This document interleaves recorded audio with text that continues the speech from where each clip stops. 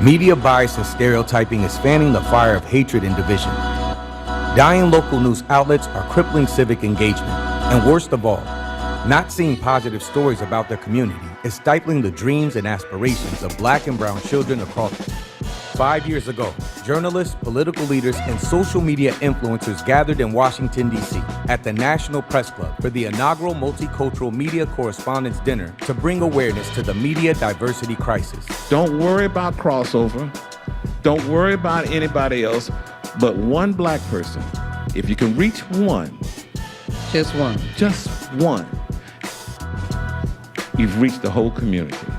As we celebrate virtually this year in the middle of a political maelstrom, our mission is more important than ever. MMCD serves as the vehicle to provide thought leadership and conduct advocacy campaigns and initiatives. We are beyond grateful to the amazing honorees, sponsors, allies, and congressional champions that have graced our stage and supported our efforts. Thanks to them, the future for the MMCD is bright. We invite journalists, creators, and media owners and professionals of color to join our community and become diversity champions, and that media companies and stakeholder groups become strategic partners by providing funding and support. Together, we can move the needle on media diversity.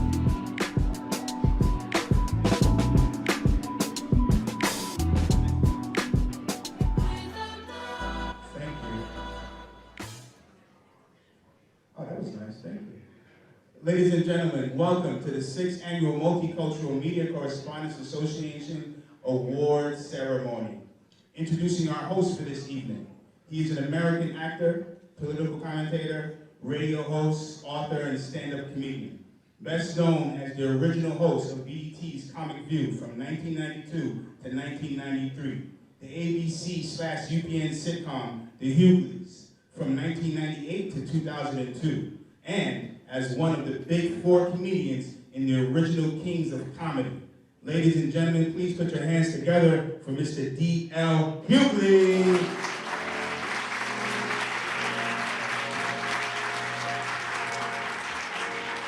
All right, good evening, ladies and gentlemen. I can't tell you how excited I was to be here until I saw y'all had the worst bar I've ever seen in my whole life. Yes. Why don't y'all write about that? Loosen up. I'm gonna say a lot of shit you ain't gonna like. It's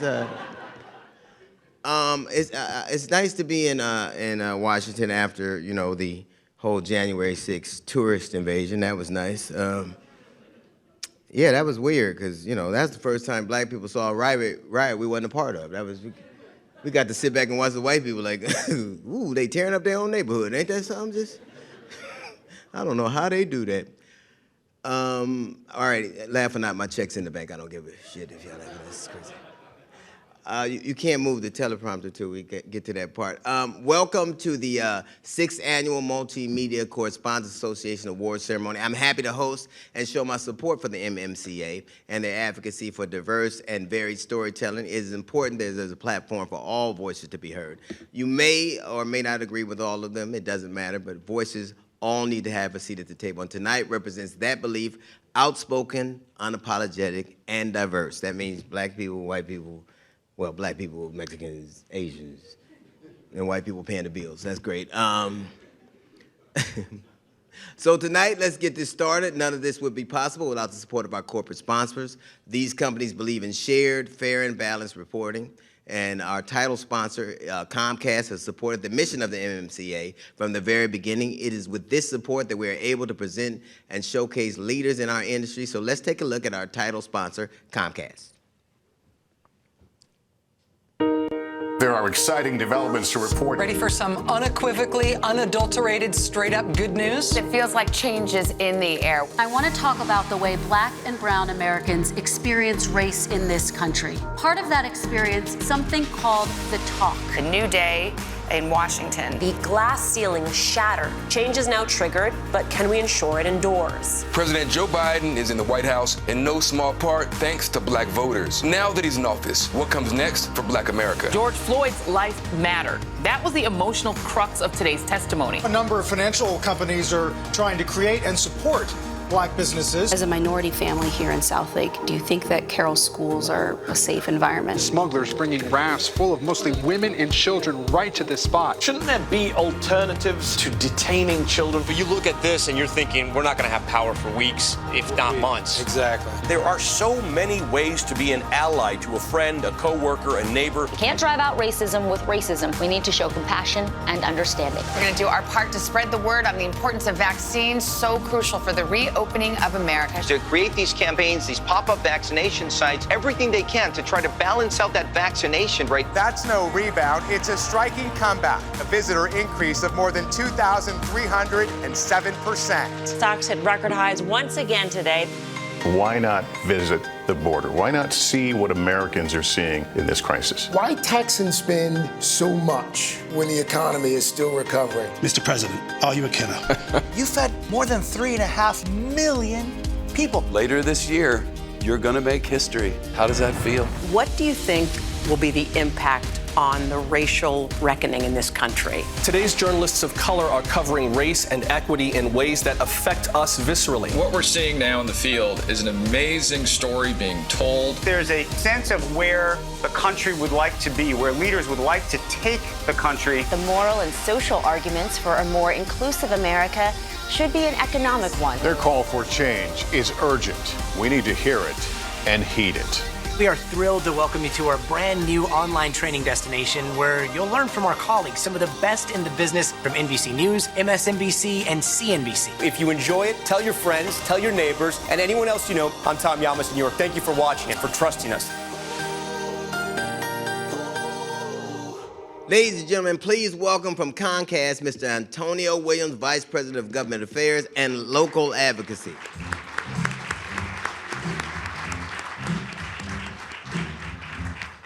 Thank you, appreciate it. Thank you, Dale, and thank you, David, for putting together what is once again another fabulous dinner. I want to start out by just saying congratulations to tonight's honorees, Sara, Enrique Santos, Harris Faulkner, and of course, the incomparable Paula Madison, who has been a trailblazer for all of us. I'd also like to recognize my amazing colleagues from NBC, Telemundo, and MSNBC, Rashida Jones, Carrie Brudoff, Ken Strickland, and of course, Miguel Franco. I've been blessed to work at a company that walks the walk when it comes to media diversity. And they truly, it's representative. You can see it at our table. You can see it at the folks who've walked through the door, who've come through there. And it's not just the folks who are currently at the boardroom when you get to sit down and look at other leaders of color who paved the way, but it's also that next generation with programs like NBCU Academy that helps to train the next generation of journalists and prepare college students for a career in news, in media, and technology industry. So it's been great to be part of that. It's been great for us to be able to support MMCA and to watch it grow. I remember 6 years ago, I actually was on a train coming down from New York to DC when I got a call on my phone from David Morgan, and he started to talk to me a little bit about the changing landscape, about the importance of media ownership and diversity of that ownership, but also about how, as streaming started, that content creators were now becoming owners themselves, and their voices were so important to be heard here in DC. He talked to me about the work that he was doing with Representatives Demings, Clark, Chu, Cardenas, about getting more content, more ownership, more control of our story. And David, just congratulations, because this dinner is a recognition of the work and what you've been able to accomplish, defending IP rights for content creators, fighting for increased ownership, and supporting the authentic stories that they tell every day. So in closing, just again, thank you for what you've built. Thanks everyone for being here and being part of that. And again, Comcast is once again proud to sponsor and to support MMCA. Thank you and congratulations. Thank you so much. Would it be inappropriate to talk about my cable bill right now like I do that now? We'll talk at the bar. She is a native Southern California, my home girl, a graduate of the University of Minnesota's Journalism School. Our first presentation for the evening, the Print and Digital Award presented by Yahoo, is Miss Sara Khalaniku.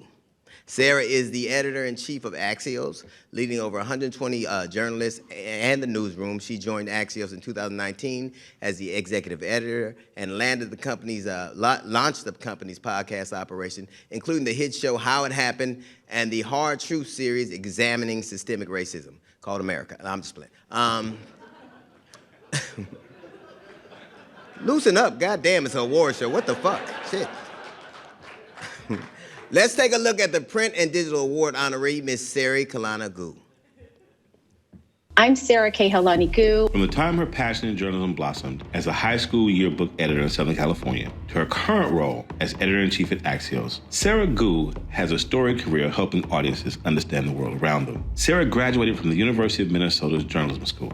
As she started her reporting career, she realized a voice was missing from the top levels of newsrooms, a voice that sounded like hers. She spent much of her career at the Washington Post as a national business reporter, digital editor, and senior news director when the newsroom merged as print and digital operations to focus on digital growth. As a reporter, she broke stories in Washington which prompted congressional investigations.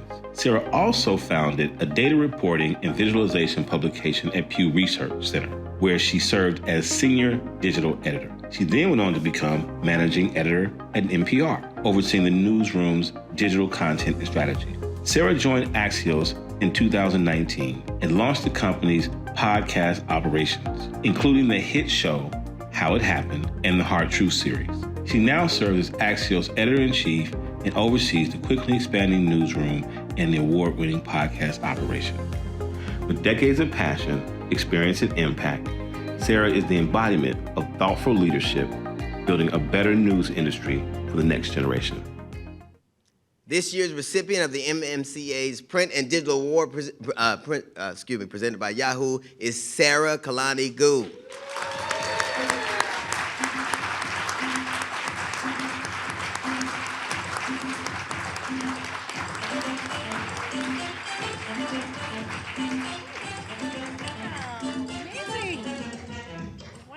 Thank you. I didn't know. Who was the DJ? Jesus Christ, keep it going. It's okay. I said for your shit. You can tell it's my first award. Jeez. Oh.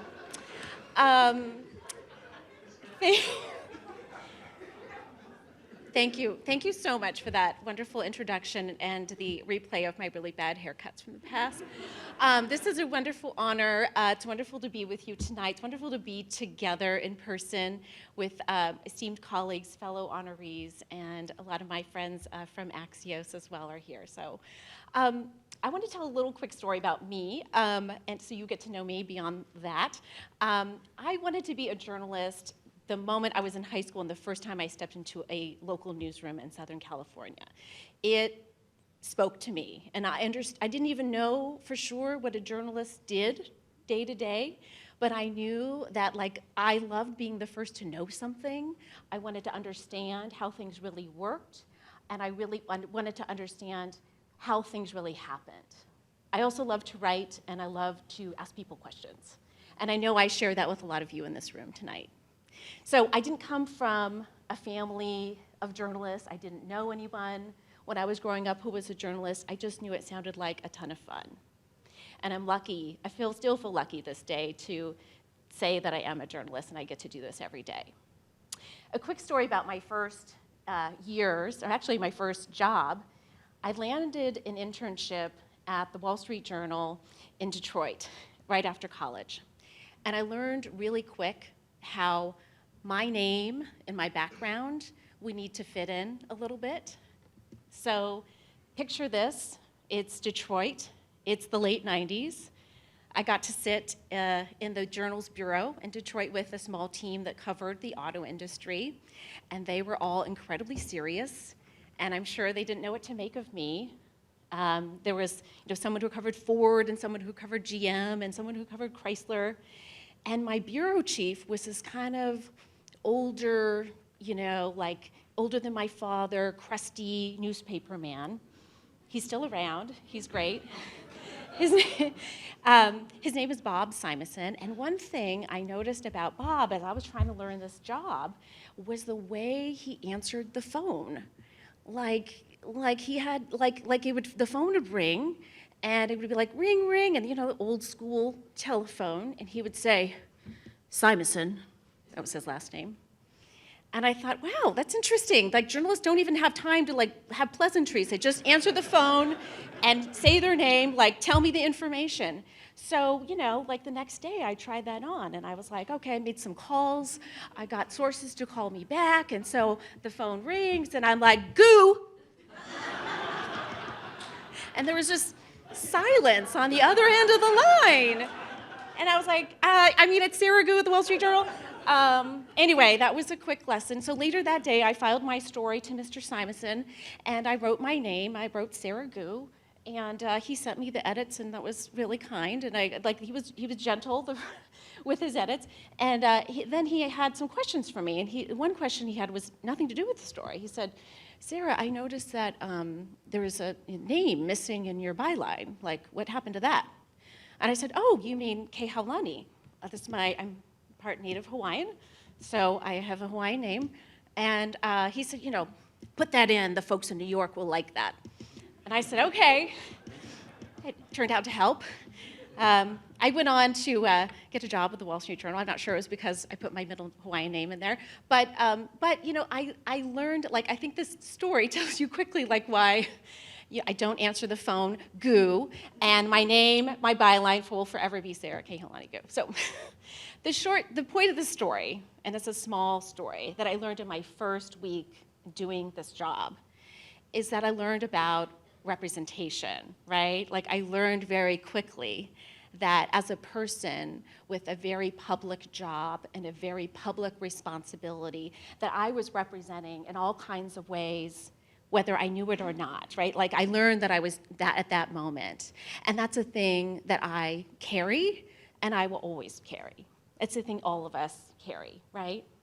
So the thing I wanted to talk about when I thought about the mission of this organization and what brought us all to here tonight is exactly that, right? It's representation. And how does that relate to today? So at Axios, in my role now, we have, I hope you're all subscribed, we have great newsletters, they're free. We give you the news, and we do it with this thing called smart brevity. So in every story, we tell you at the very top why it matters, right? It's we spell it out. In journalism, they call that the nut graph, the middle, the why, so what, why are we writing the story? And I started thinking, why does that matter? Why does representation matter? And it matters not because of how you look or how I look or what others may see in us or what they perceive. Some of that matters on first impression, of course, but there's more to representation than who we appear to be. It is our credibility as journalists is not just how we look, but how we do our jobs, right? It is the stories we choose to tell. It is the perspectives that we bring to those stories. It is the stories that we know exist that others don't because of our lived experience. It's also the stories we choose not to do, or the stories we stop that are bad, that are not correct, that don't give us the full picture. And each of us brings and adds to that fabric of the stories that we are putting out into the world every single day. That's a huge responsibility. We bring our whole selves to our work. And that is a great honor and a great responsibility to represent the full picture of America as best we can. So this award tonight means very, very much to me. I want to thank the association, David, and my colleagues here tonight, and my fellow media friends. Thank you very much. Thank you. I won't chop it this time. That was remarkable. And just to the makers of the trophies, how about aluminum next time, all right? So Ms. Goo, you were in Detroit, so you were in the witness protection program, right? It's interesting, because when you hear a woman with 3 names, she uses her name, she's getting celebrated and gets awards. When a dude got 3 names, he's been indicted for something. That's crazy. That's just gonna work on Netflix. I don't give a fuck you're laughing at. It's crazy. Our next presenter is given to an author and a broadcast professional who has demonstrated excellence in both the broadcast television industry. This year's recipient of the Television Broadcast Award presented by Bloomberg is Fox News anchor Harris Faulkner, also another Californian. I'm just taking all the credit I can before the fire starts. A self-proclaimed military brat, Harris is a graduate from the University of California, Santa Barbara. Wait a minute, a Californian again, a 6-time Emmy Award-winning anchor who currently anchors 2 daily daytime programs, the Faulkner Focus, and serves as the co-anchor of Outnumbered. Yeah, you need diversity in that. Let's view the highlights of this year's Television Broadcast Award honoree, Miss Harris Faulkner.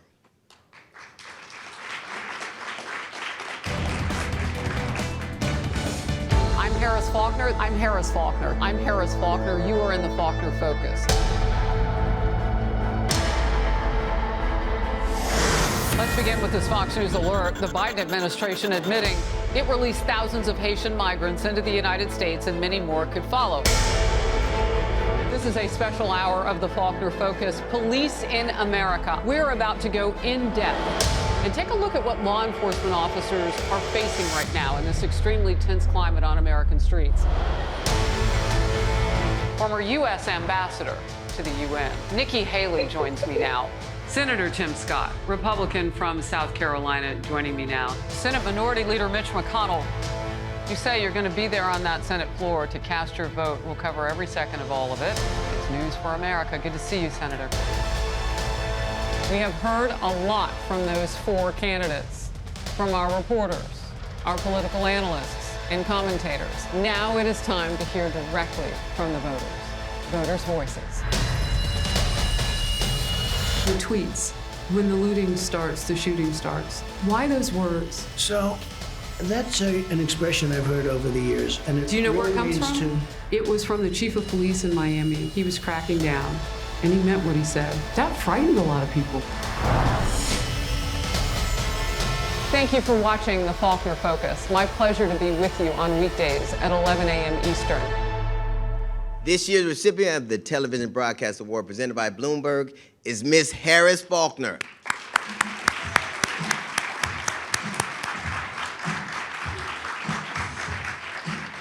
Thank you. All right, so will you hold that? Yes. Yeah, because Sara already proved that, we've been wearing soft pants for so long, we're not working out enough to hold an award, apparently. This is so close thank as you. I'm getting, so I'm just going to take it. Wow. I'm in sequins, y'all. That hasn't happened in so long. I have to say how grateful I am for this award and how thrilled I am to see everybody tonight, all looking shiny and beautiful and out of our houses. Paula, Sara, and Enrique, my fellow honorees, it is a joy to share this night with you. And for me, it's a special chapter in all of our journeys because it recognizes that we are now proponents and navigators of change. And I know the 4 of all of us coming together for tonight is proof that we have broken barriers and become part of the high tide that is necessary to lift all boats. It takes all of us, from all perspectives. For me personally, the road to get to this point has never been just about my race, my ethnicity, my culture, or any of the immutable or unchangeable demographics. The main ingredients are critically more powerful than that. I was born and raised on military bases across the United States and even Stuttgart, Germany. And I'm the daughter of an amazing officer's wife and kindergarten teacher and social worker whose family was a mix of Haitian and Native American. And I'm the daughter of a military combat pilot who came from the sticks of East Texas. My parents taught me that my skin color and hair texture will always identify me to some people as just that. Those people who just want to see me that way. But we must work hard to ensure that our success reflects our individual gifts, diversity of thought, and experience. And I'm in fact teaching that to my biracial daughters right now. The power of individualism based on what you cannot see about us first. Tonight we celebrate the fact that journalism, like so many parts of American life, works best when it represents the widest variety of humanity. And the 2 things that drive the narrative for me and my family, service and leadership. So I have made sure in my career to surround myself when I can around incredible visionaries. Some of them are here tonight. Our president of news, Jay Wallace, is here. Our senior vice president in the daytime news, my shows that I do, Alan Komisaroff is here. My colleague, Aisha Hasni, my other colleague as well, Natalie, who's part of my team, Natalie Slawuta. And I do a power panel where every political point of view is welcome every day. Sometimes you just sit and you eat corn because it gets steamy and fiery. But Richard Fowler is a Democrat who loves to spar with anybody and can wear any hat, and he's here and he's on our team. And the head of our human resources that makes sure that respect rules the way is Kevin Lord, and it's great. And he works on all sorts of avenues of diversity, mainly to create that environment where I've made dreams come true. It's an environment that doesn't just tolerate me or others who look like me. It celebrates us. And I implore anybody following a dream to be in that kind of environment. They are the epitome of squad goals. Thank you guys for being here to support me. To the organizers of the Multicultural Media Correspondents Association, I want to thank you for recognizing my work, but mostly for the way that I do my work, because the work itself is something that we're all doing. But the specificity that each one of us brings from our upbringing, our failures, our victories, our values, that is a potent mix that makes us compelling and memorable voices in media. I get to talk with millions of people each week and disseminate information. But mostly I'm having a relationship with Americans who might look at me and say, and trust me, some of them do, at the local Piggly Wiggly or Acme, why do you work at Fox? There are really no others like you. And I said, well, do you change the channel? Because there are no others like me in the daytime anywhere. We're like 500 channels. What are you doing? Flip around, look. It's true. Flip around, look. But it isn't just about that for me. I love the representation role that I play. But I have to make sure that the way I do my job opens doors for people with diversity of thought who might look like me, with range who might be different, that might be different than mine.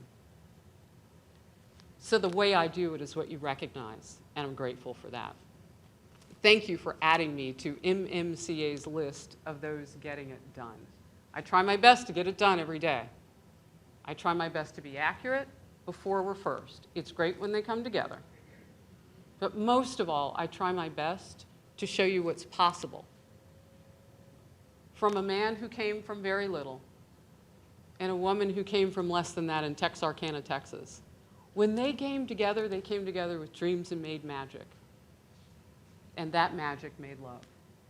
And that love made me, my sister, and now grandkids. And it's not just legacy, it's proof. That's what I hope that we show tonight. Proof. All things are possible, no matter where you come from. God bless you, and thank you for this award. Are your arms tired? Are you sure? You're gonna be all right? Oh, you look steamy. Yes, a little bit. Oh, can I give you a hug? Yes, hell yeah. Oh. Fox News Media is proud to celebrate diversity through our America Together initiative, highlighting great Americans from all walks of life. You work hard, you can achieve the American dream. I am a lesbian pastor, and I have the great privilege of being able to serve as an elected official. I need to dream bigger to show that you're allowed to dream that big. And tonight, we celebrate the 2021 Media Diversity Award honorees and their incredible achievements. On behalf of Fox, we would like to congratulate you and applaud the work of the Multicultural Media and Correspondents Association. One more time, Harris Faulkner. Now, seeing yourself in stories matters. To reimagine tomorrow, we commit today to showing the magic in every life. Introducing the first platform of its kind to amplify underrepresented voices and untold stories.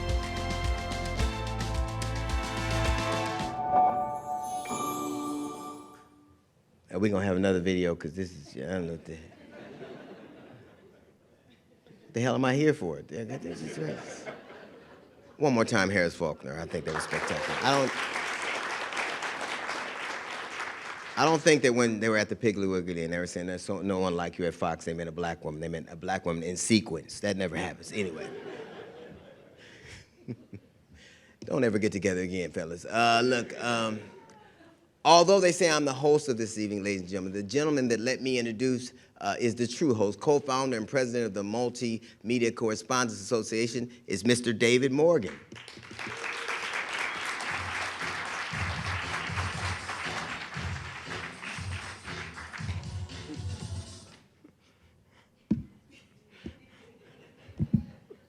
All right now.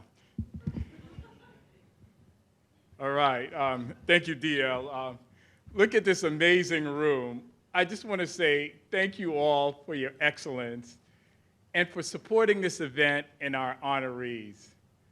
Let me also shout out everyone that's helped make this happen. The Press Club, Ghana and her team, our board, and our congressional and organizational partners, our sponsors, especially our presenting sponsor, Comcast NBC Universal, our honorees, and last but certainly not least, my wife, who just came in. I love you.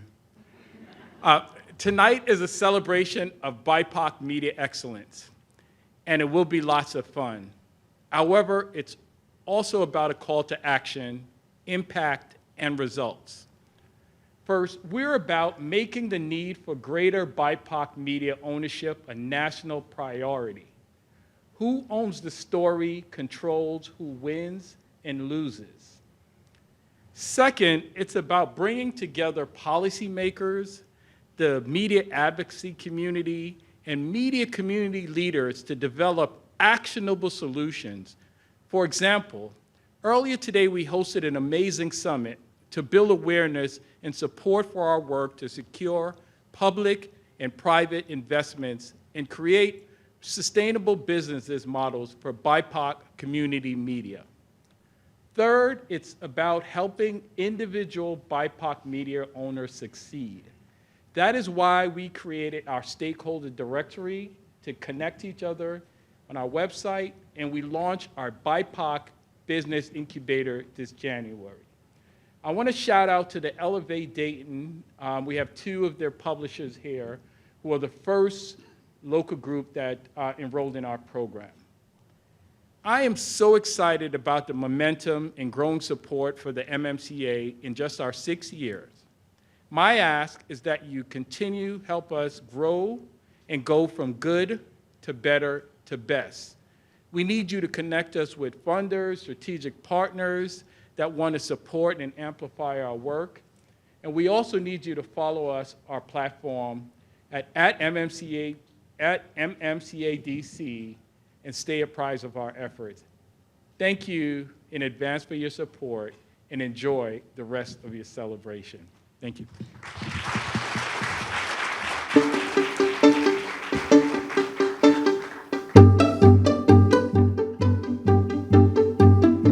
Am I supposed to talk over that, man?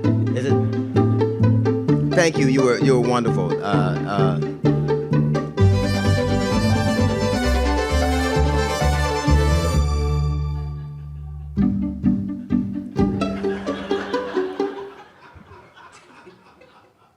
Is this the fucking ride at Disneyland? What the hell? And ladies and gentlemen, it's BIPOC, not Tupac, not the same thing. Don't. Excellent, man. I think diversity. I think we all work better when there's diversity. I think we work better as cities. I think we work better as corporations and news outlets. So what you guys are doing is a very good thing, except the DJ. He's horrible. But come on now, just stop. Isn't this about truth? Isn't it? Oh, wait, I'm sorry. Ladies and gentlemen, please welcome the Managing Director, Washington, D.C., APCO Worldwide, Mr. Lisi Ducanto.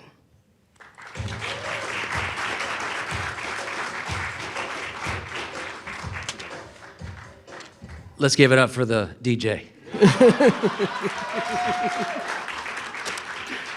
I want to thank you all. It's a privilege because I'm also a trustee of MMCA, and I'm the managing director of APCO Worldwide, which is one of the largest independent global PR and communications firms in the world, founded by a woman and employee owned and operated by people that look like all of us. And I'm very proud to be here with the table with Mario and Josh and Jason and Elle and Brandon and Dan, who are here today. Tonight is indeed a celebration. It's a celebration of the honorees who are just breaking barriers and helping to lead the way. It's also a celebration of all of us in this room and how far we've come. But it's also a night to recognize that we still have a long way to go to move the needle on diversity in the media and diversity in other parts of our society. It's said that we transform ourselves to transform society, to transform the world. I'm proud to work at a company that does that every day. We work with some of the largest organizations and most forward-looking leaders, including with the George Floyd Memorial Foundation and many others. From our Accelerate What's Right program that is working to advance racial equity and justice, and our DEI Council that's helping to create an equitable environment within the workplace. We are continuing to push ourselves each and every day here in Washington and around the world. In our wall, in one of our walls in our office, there's a quote from Maya Angelou. It says, "In diversity, there is beauty and strength." And when I look around the room here, I see both beauty and strength, but also the diversity that makes this tapestry that is the United States what it is. And that, as Maya continued and said, we must understand that all the threads of this tapestry are equal in value, no matter what color. I want to thank all of you. I want to thank the honorees. I want to thank DL. He's doing a great job. A round of applause for him. And I want to thank all the sponsors, Comcast and everyone else who's here tonight, for all the work that you're doing. Our work never stops, and I encourage you to keep that fight on. Thank you very much.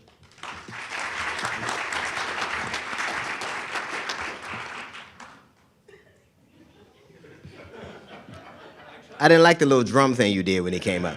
I didn't like that at all. You're no Jazzy Jeff, that's for damn sure. And about this whole justice thing you're working for, just a little harder. I'm just work a little harder. Just, because I don't know what's going to be harder this Thanksgiving season, justice or turkeys. I don't know what's going to be harder to find.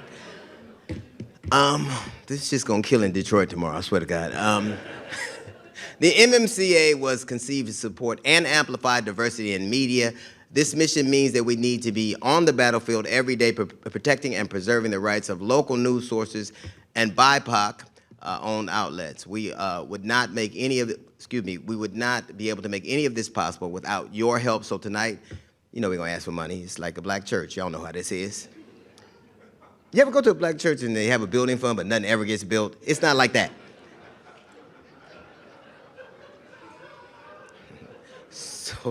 So now I gotta do it, and now I'm Sally Struthers, right? I gotta do this. Okay, fuck it.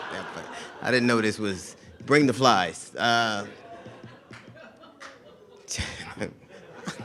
don't care. I don't care. Tonight, I ask that you support our efforts, their efforts, by looking at the screen and donate to the MMCA. Text MMCA to 21000 and follow the prompt. You should receive an auto response that will read, "Thank you for supporting diversity in media. Follow the instructions. Without your financial donations, the demise of Black and Indigenous people of color and local media will have serious economic impact, social and political implications." So text MMCA to 21000. Thank you. We got to do another money grab, or we can move on? That's it? Okay. Ladies and gentlemen, please welcome from Hilton, Vice President, Global Consumer Communications, Ms. Carol Monroe.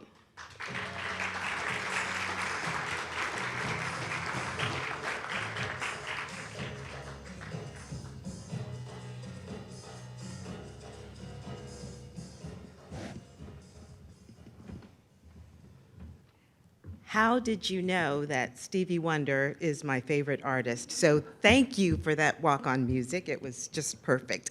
I have a sweatshirt that says, "The world needs more journalists." It's my prized possession of 2021, and I received it after being on a panel with the sports journalist Ernie Johnson Jr., when we were trying to encourage more students to pursue journalism as careers.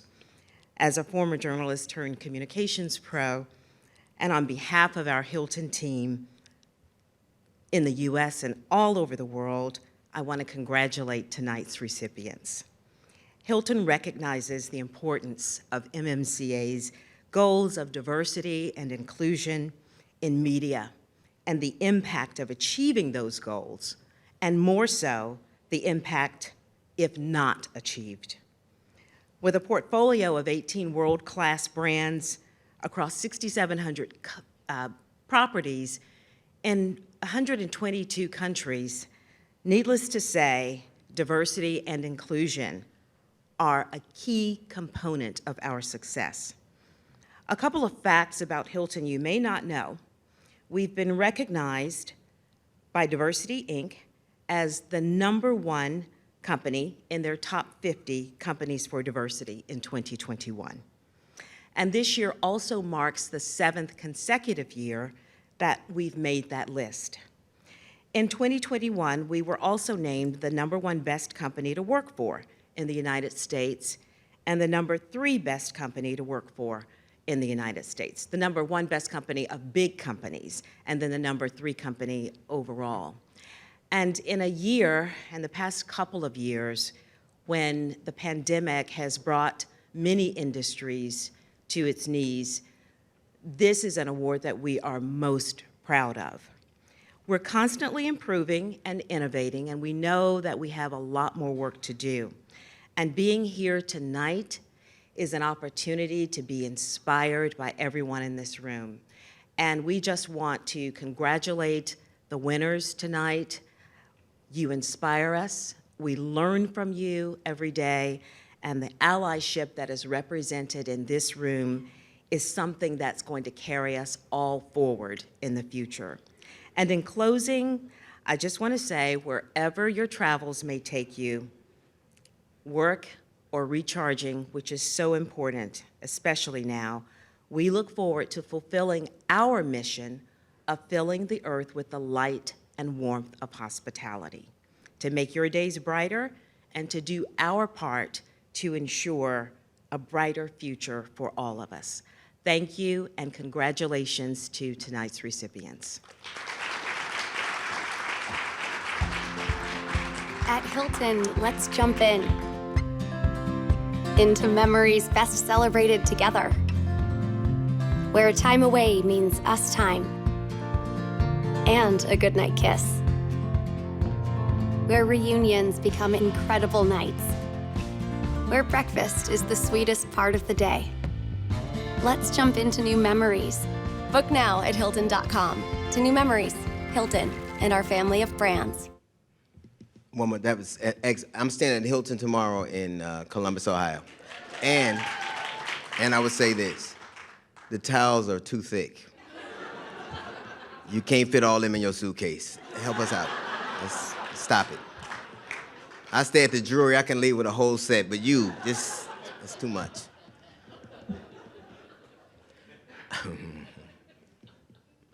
Our third award is being presented by Disney for radio broadcast. This is a man who wears many hats. He's a volunteer firefighter, a radio personality, a president and CCO of iHeart Latino. He heads iHeart Media's Latin direction and strategy and has been a strong voice for support for the Latin community. His daily signature morning show is syndicated nationally. The winner of the 2017 iHeart Radio Latin Personality of the Year Award is part of the exclusive roster of Mark Anthony's talent agency, Magnus Media. Let's watch some of the many hats that our rodeo broadcast honoree, Mr. Enrique Santos, wears.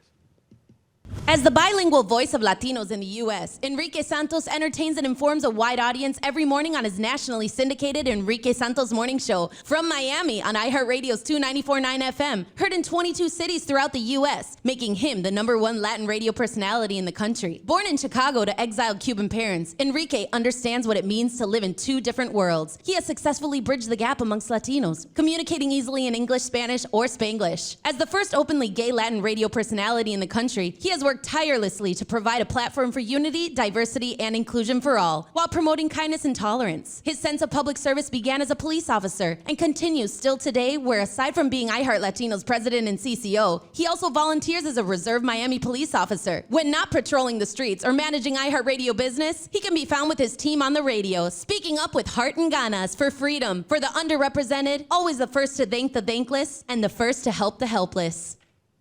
This year's recipient of a Radio Broadcast Award presented by Disney is Mr. Enrique Santos.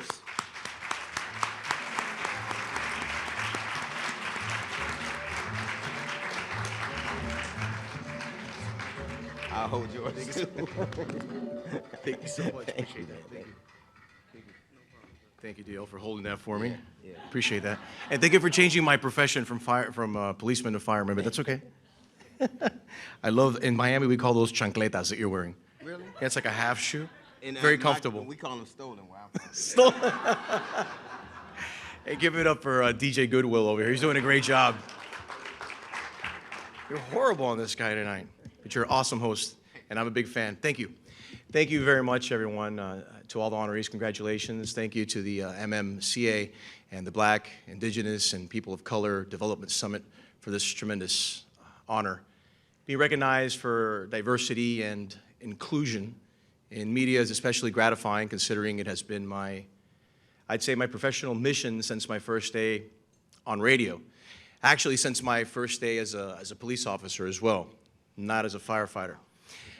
Early in both careers, you like that, huh?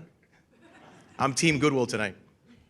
Early on in both careers, I saw how a lack of diversity in all sectors just furthers misunderstanding, xenophobia, and mistrust in our communities, and I vowed to use my power, my platforms for good, whether patrolling the streets or speaking to my radio listeners. You know, we all have a gift and a purpose, and mine has definitely been entertaining, talking, and learning from each guest and from my audience as well on my show. It has been my honor to provide a voice for people otherwise ignored, or to connect communities with each other, and it's been a privilege, a true privilege I never take for granted. I take it with great responsibility.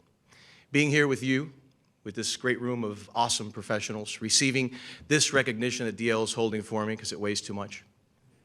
I'm not only grateful, I am also more motivated, I'd say, to continue with my efforts every single day. I would say intolerance is a topic I have dissected and studied my entire life, now more than ever. As an openly gay Cuban man working in media, I have experienced prejudice twofold. Being Cuban American has at many times left me outside of both worlds, not entirely on one or the other, and often misunderstood by both communities. And being a gay Latino, well, you know where this is going. No es fácil. It's definitely not easy, but as you've seen, wanting to be of service has equipped me with los huevos necessary to face adversity with humor and heart in order to break down those preconceived notions to find common ground, which we lack, especially in our country in this current moment. I think we can all agree. Each morning on our radio show, we aim to entertain, to inform. That's what radio is all about. But more importantly, to uplift our community while tearing down intolerance and ignorance. One day at a time, one show at a time, one listener at a time. And I get to do it with a great group of diverse, like-minded professionals at iHeart Radio who bring their own experiences to the conversation and help me better connect with people across the map and to bridge that gap. And as long as I have a microphone, a platform, and a beating heart, I will continue to chip away at intolerance and focus on the good that unites us all. For all the policymakers, media, investors, and community developers in the room, and all the professionals here in media, I leave you with this final thought. Through my work in media, I see clearly that by giving people of color a voice and a seat at the table, you not only have more interesting conversations, you also tap into each community's talents, culture, and personal experience for a truly stronger union Together, we're not only stronger, but we're better. Muchas gracias. Thank you. Thank you, bro. Los huevos. There you go. Hello, I'm Ebony Amoroso, the head of Diversity, Inclusion, and Community at Bloomberg Industry Group. I'm honored to be joining the Multicultural Media and Correspondents Association for their 6th annual Correspondents Dinner celebrating diverse media excellence. Bloomberg Government is a proud supporter of MMC and its mission of fixing the media diversity problem with thought leadership, strategy, and a platform for action. Diversity is incredibly important to Bloomberg Government, and as a news organization, diversity as it pertains to media is on the forefront of our minds.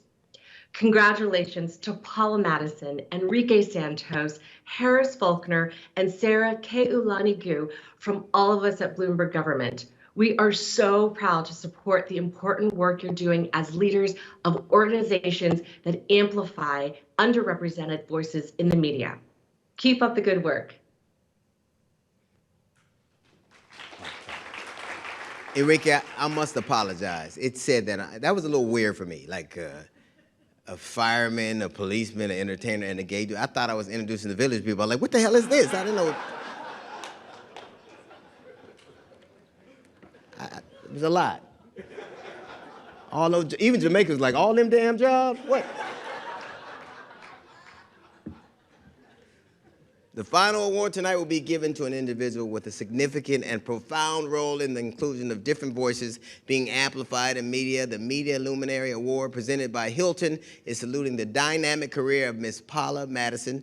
Ms. Paula Williams Madison is the chairman and CEO of Madison Media Management LLC, 88 Madison Media Works Incorporated. Madison is also an author and executive producer, respectively, of the book and documentary Finding Samuel Lowe, which tells her successful search to locate her Chinese grandfather and descendants in China. Please take a look at this dynamic innovator, Ms. Paula Madison. I was inspired to work in the television news industry. Driven by high expectations, Paula Madison, a mixed-race daughter of immigrant parents, engineered an extraordinary media career. Television journalist, vice president, news director, and the first executive vice president of diversity in the history of NBC Universal. After her pioneering achievements, Paula set her sights on expanding opportunities for others as a Black business owner. We have the Africa Channel, which is a cable network that shows programming about people of the African diaspora. And in documenting her own diaspora, Paula achieved her lifelong goal. Thanks to my journalism training and some good fortune, I found my family. Held in high esteem. She's somebody I have enormous respect for, and you have done an amazing job. She is a woman of passion, inclusion, legacy, and other hidden talents. My mother, Paula Madison.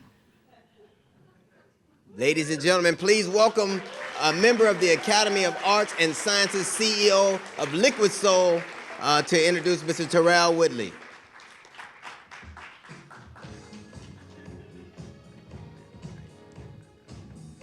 So I am so pleased to be here, and let's talk a second about a luminary.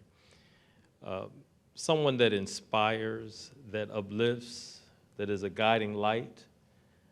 I believe Paula has been that for many of you in the room, whether you were an intern, whether you were watching her rise the corporate ladder at various newsrooms, whether you were hired or fired, you had the chance and the opportunity to experience Paula, and that's the special part, is the experience.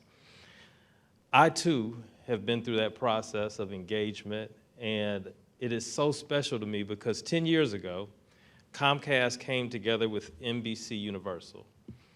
And Paula, along with some other folks, put together an MOU, and that MOU was put in place to allow a minority-owned agency to come and represent this new entity and to focus on making sure media allotment was done to Black-owned and Black-targeted outlets.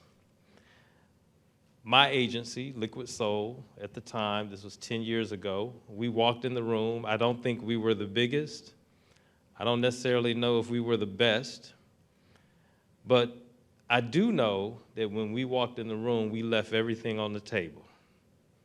We poured everything out of us to get that deal. And as it would be, we did win that account. One of the first meetings that I had to have after winning the account was to meet with Ms. Paula Madison. She structured the deal, she put it together, and she wanted to meet the people that won it. I don't think Paula knew of me. I did know of her. And so my business partner and I were nervous. We were a little concerned because the call came from Deb Langford. And Deb Langford, if you do know Deb, was very animated in saying, look, Paula Madison wants to meet with you. And all types of fears rose up in us as to where this was gonna go. Well, the amazing thing is we walked into the room and Paula greeted us and we sat down and prepared and we had all of our documents and all of our preparation was out in front of us to engage with her. And she said, hey brothers, I just got this new Prince album. And so we gonna spend this meeting listening to Prince. And so we spent the entire 45 minutes listening to Prince. And I left that meeting feeling like this was the best meeting I've ever had. My confidence was high. I felt so good. I was like, look, Paula likes us. She brought us in to listen to Prince. Who does that? And from there, our relationship began to blossom. And again, as a luminary, while some people may inspire and you look up to and you look at them as a mentor, for us and for me, Paula was an angel. Again, as a Black-owned business out of Atlanta, Georgia, we were small at the time. Since winning that deal, we've been able to hire hundreds and hundreds of young brown, Black, Asian, mixed race individuals to bring them into the world of advertising and media for film, television, and sports and corporate brands. Paula has been there along the way. I see Paula from time to time, whether it's at Sundance or in LA and New York, and she knows and I know that every time we see each other, there's kindred spirit and a kindred heart. And so it is with my absolute honor and pleasure to welcome our Media Luminary Award winner, Paula Madison.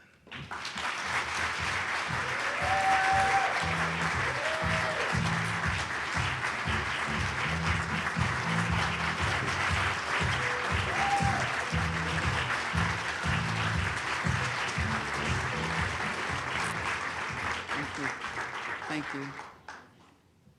So first of all, of course, I would like to thank MMCA and David Morgan and all the people who had the vision to put together this organization, which has gathered us here today on the 6th occasion of commemorating and honoring those of us, people of color, who are in this business called the media.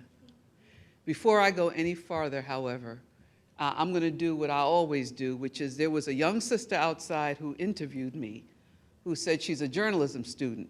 And I said to her, when we get inside, come and find me. Is she in the room or did she leave? Because if you're in the room, stand up. No? Is she here? Because I said to her I was going to introduce her to a woman who I am very proud of, and very proud because 1967 was the first time I saw a Black anchor on television in my hometown of New York. By the way, brother, I'm from Harlem. I just want to get that in there because we, New York City girls. And I was inspired back then because I didn't know that black people who looked like me could be on television, on the news, unless they were handcuffed behind their backs and their heads down, because that's how I always saw them back when I was a child. I wanted to introduce her to Rashida Jones, the new president of MSNBC. Stand up, Rashida, because you have to know why God put you on this planet.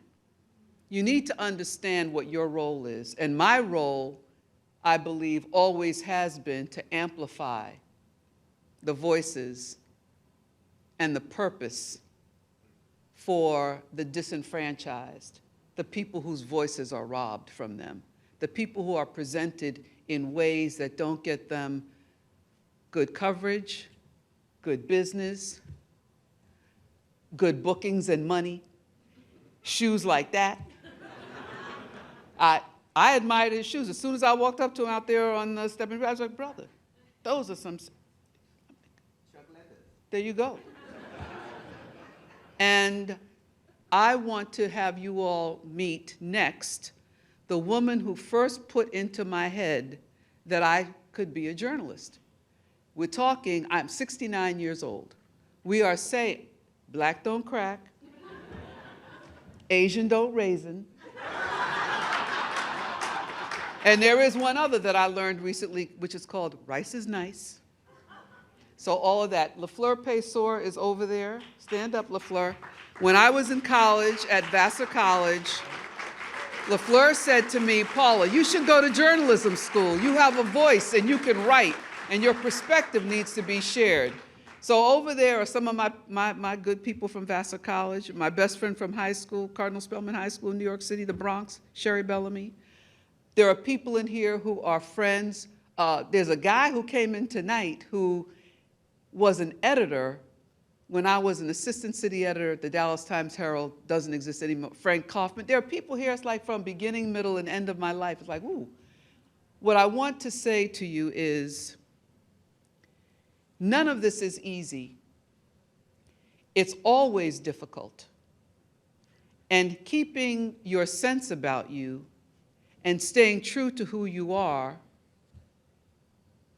is particularly difficult when you work in the kind of business that we're in, where representation equals and can equal economic prosperity.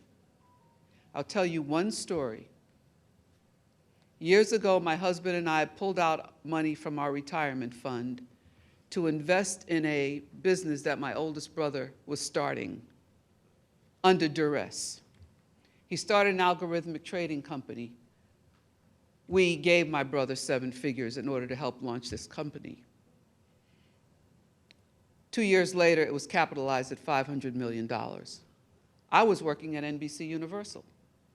When the time came that I was named Chief Diversity Officer, I contacted the Corporation Counsel and asked if there was anything I needed to do, because now I'm becoming Chief Diversity Officer. At the time, I was President and General Manager of NBC4 in Los Angeles and the Regional General Manager for the 2 Telemundo TV stations that NBC owned in LA. He said, well, I'll send over a form, and I filled out the form. And I got a call. Can I come see you? Sure. Paula, you own all these things? Well, my family owns a bunch of stuff, which we bought from the proceeds of all of that. It looks like you're wealthy. I think you could say that. He said, well, but you're rich. Well, that's kind of what wealthy means. He said, well, how much are you worth? I said, now see, that I know you can't ask, right? He asked, well, why do you work? Why do you work? I responded. He said, well, I have, bills I got to pay. I got children in school. I got to pay for all of that. I said, my daughter's in medical school. I paid for all that stuff already. And I got bills, but I like to sit down and pay them right away, because I can pay them right away. He said, well, I don't understand. But why do you work? I said, because I like to work. What had just happened was it hit him that they had just named a wealthy black woman, also part Chinese, to Chief Diversity Officer for NBC Universal, meaning that I didn't need to work. And my mission was to bring more diversity into the company. So when this brother talks about he sat in my office for 45 minutes and I had him listening to Prince, because I'd already checked out his company, I knew he was going to get, and it was a significant contract, but it wasn't as significant as it needed to be, so I hounded them and made them give him a much bigger contract, and I didn't have one care as to whether I didn't have their support or a job afterwards, because I didn't need a job, right? So what am I saying here? I'm saying that we own the Africa Channel. We owned the Los Angeles Sparks. When I retired from NBC Universal, I ran the Sparks for like the first 4 years or something. And while sitting in China with my Chinese cousins, I sold the team to Magic Johnson, because that's how crap like that happens. I'm telling you these anecdotes so that, remembering back in 1967, when I was a sophomore in high school, and I saw Melba Tolliver is her name, the first black female anchor, news anchor on the air in New York, Melba, she's still alive, Melba Tolliver, who refused to wear a wig or straighten her hair. She went on the air with an afro. That inspired me to know that I'm going to have my voice, and how do I protect my standing?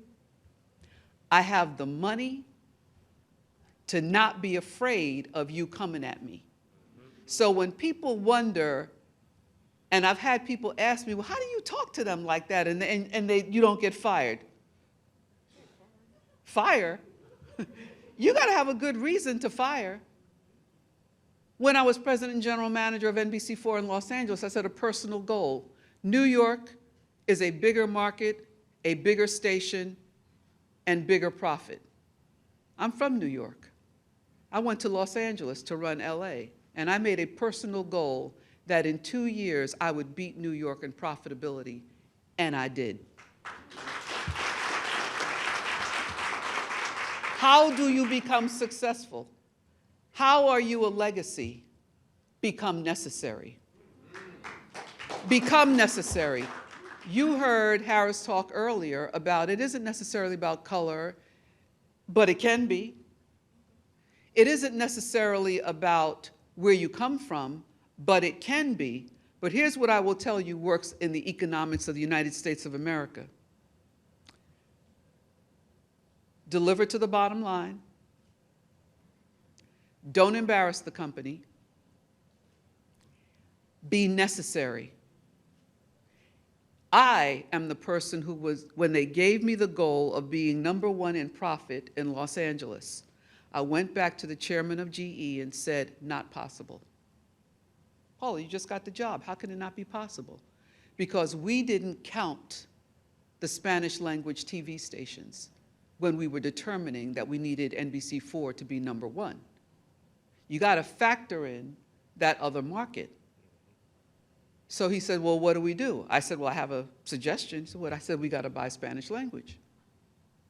And then we made the presentation to purchase Telemundo.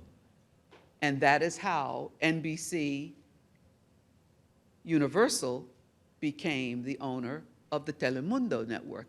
The thinking outside the box, don't show up with a problem. I can't make us #1 in profit in the Los Angeles market without a solution. Let's buy Spanish language.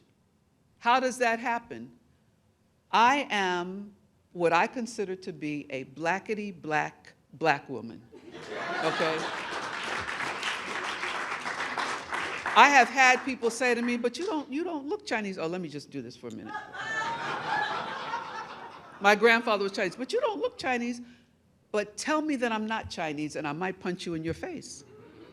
Tell me that I'm not black, as somebody once said, that I'm not quite black enough. I'm that girl who grew up on welfare in Harlem, whose mother looked Chinese. You want to be really careful when you challenge me about the being of me.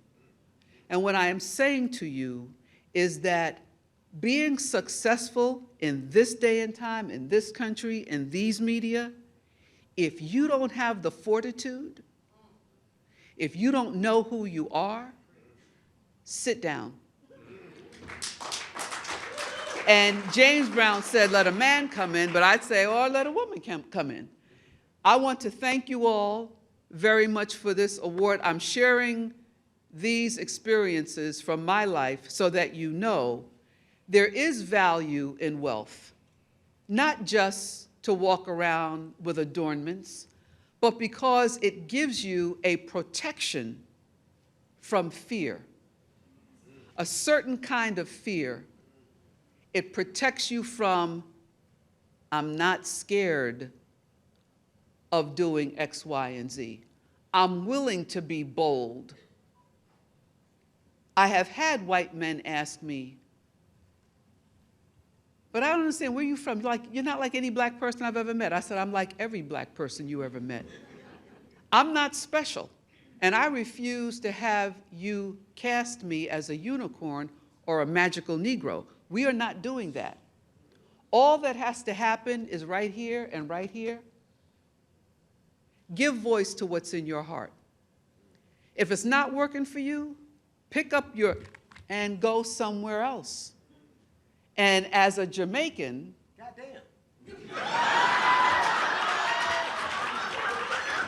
as a Jamaican, I want to leave you all with this thought.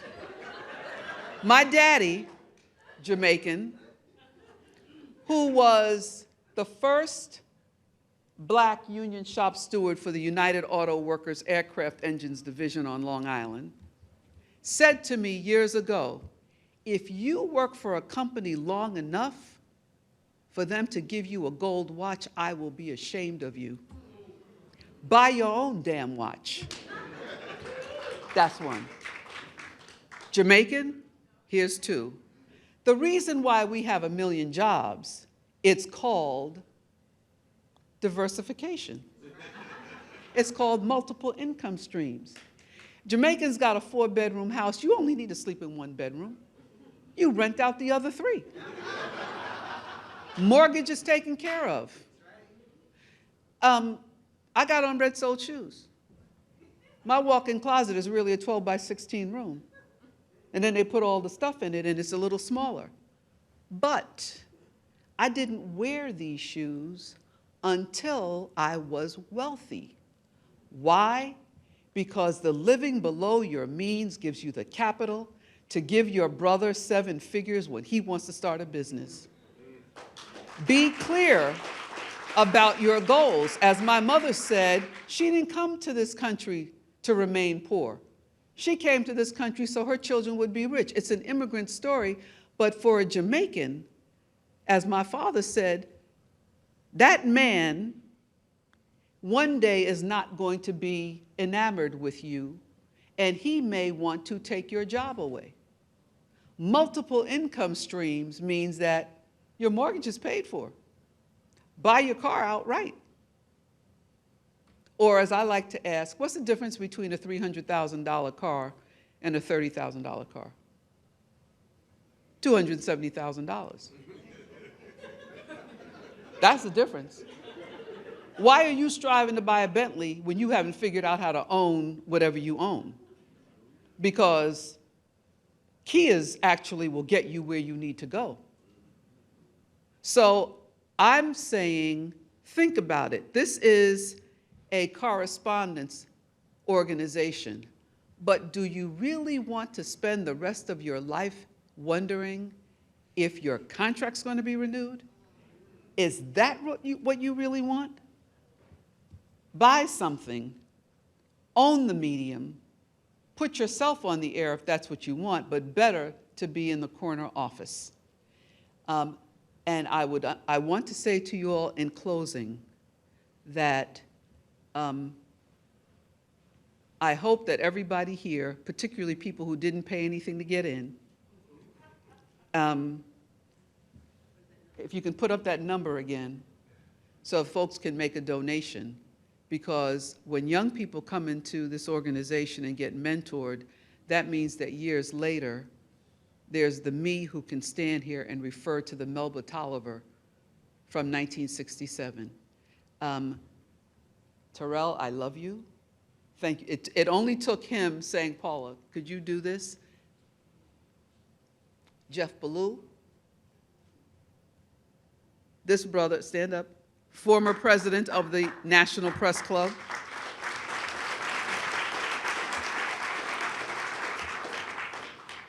And there are people here who I have mentored and people who I probably will meet for the first time, but you saw Byron Allen up there?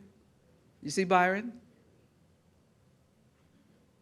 Back when I was president and general manager of NBC4 in Los Angeles, Byron came to my office, Paula, can we talk about getting one of my shows on the air?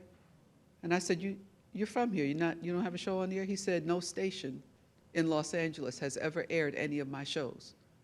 I said, all right, we're gonna work it out. I said, I only have a half hour after showtime at the Apollo. After Saturday Night Live, showtime at the Apollo, I have a half hour. I said, I can give you that. And it had ratings. He said, okay, we'll do a 50-50 barter split. So all the people in advertising, you know what that means, 50-50 barter split. I mean, he get half the deal, I get half the deal. I said, I said, I'll put you on the air, but it'll be 70-30, my favor. He looked at me, I said, I have a goal. I need to be #1 in profitability. I can't do it 50-50. When I saw Byron 2 years ago at the Black Filmmaker Foundation Summit, and he was, oh, it's Paula Madison's my girl, He said, yeah, she drove a hard bargain. And he told me, he said, but I love her and I will do whatever it takes. What I'm telling you is the story that this man told is the story you want people to tell about you. Yes, I have fired people, but because they didn't do a good job. I'm not playing favorites otherwise. It's got to be about quality and standards. But I want you to know that my first Lifetime Achievement Award I got when I was 42 from NABJ, and I was very upset. I was like, I haven't lived my lifetime yet. This one, I have been quarantined in my house for almost 2 years in Studio City. This is my first public outing, and I came because of what this organization means to me, to you, and to the future multicultural correspondents who are going to come after us. So please, do take out your phone, make a contribution, and let's create the next level of journalists and correspondents in our world. Thank you. Oh, I want to go out to Prince. And if you don't have Prince,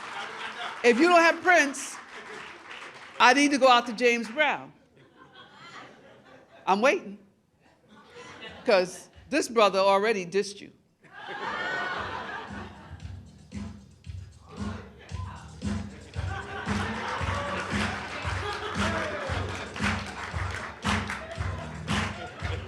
All right, I'm good.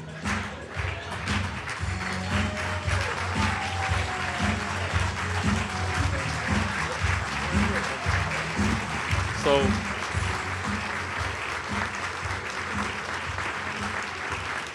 after that wonderful acceptance speech, I also want you all to know that today, Paula signed a new deal with Participant Media to executive produce a new film.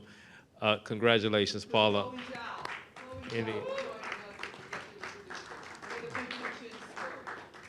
Congratulations, Paula.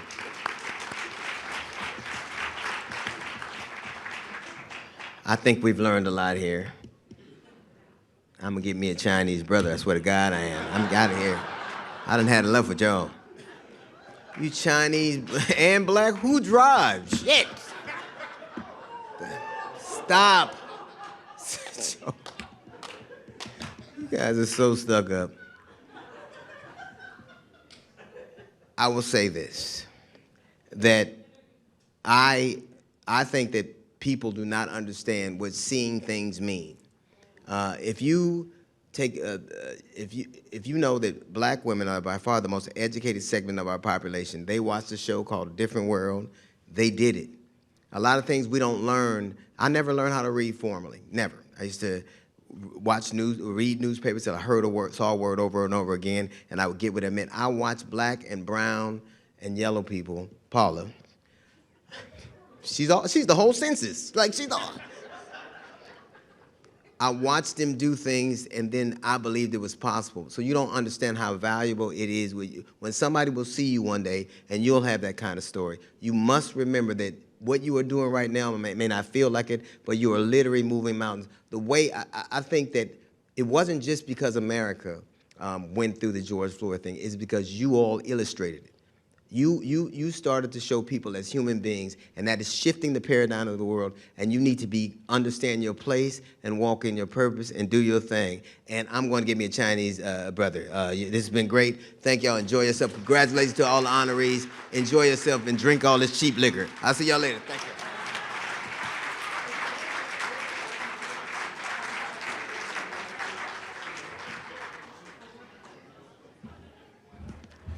All right, thank you again, DL. Before we break and celebrate, I just want to acknowledge our colleagues from the White House that just joined us. Corinne Jean-Pierre, everyone knows, the Principal Deputy White House Press Secretary, and the contingent. Thank you guys so much for coming. DL, Paula, the honorees, everybody here, this is incredible. Let's have some fun, but let's stay focused on what Paula said. Increasing BIPOC media ownership, that is the answer, that's the goal, and that's what's going to continue to drive us. Thank you all. Enjoy the rest of your night.